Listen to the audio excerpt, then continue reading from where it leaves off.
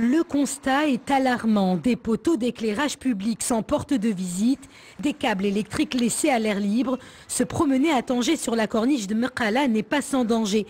Adil est électricien, il est consterné par cette situation qui représente un véritable danger public et que Adil dénonce régulièrement à travers des vidéos qu'il diffuse sur les réseaux sociaux.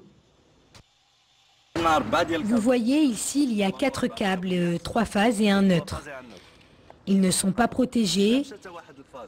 Ils risquent de s'abîmer à force de les piétiner.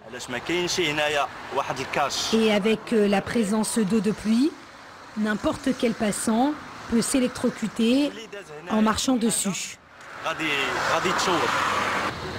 À Tanger, plusieurs cas d'électrisation ont été déplorés. Un enfant l'année dernière a trouvé la mort par électrocution. Malgré ce drame, la situation perdure, que ce soit au niveau des poteaux d'éclairage public ou encore des coffrets électriques à basse tension. Nous sommes à proximité d'une école. Les enfants ont l'habitude de passer près de ce coffret. Si un enfant touche un seul de ces câbles, il sera électrocuté. 395 volts. À proximité des jardins de la Mandoubia, dans ce parc de jeux, le constat est le même, 2 coins inquiétaient sérieusement les parents. Même si nos enfants sont sous surveillance, ils peuvent à tout moment s'approcher des poteaux d'éclairage, toucher les câbles et donc risquer leur vie. Il n'y a pas de porte de visite, les câbles sont à l'air libre, nos enfants peuvent s'électrocuter. La situation est la même dans les quartiers populaires.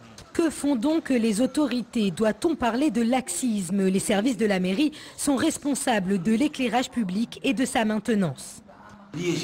Cette situation est due à des actes de vandalisme qu'il faut combattre.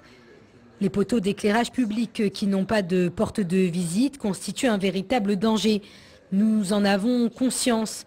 Nous mettons en place un plan d'action qui permettra de régler ce problème de manière définitive et dans les plus brefs délais.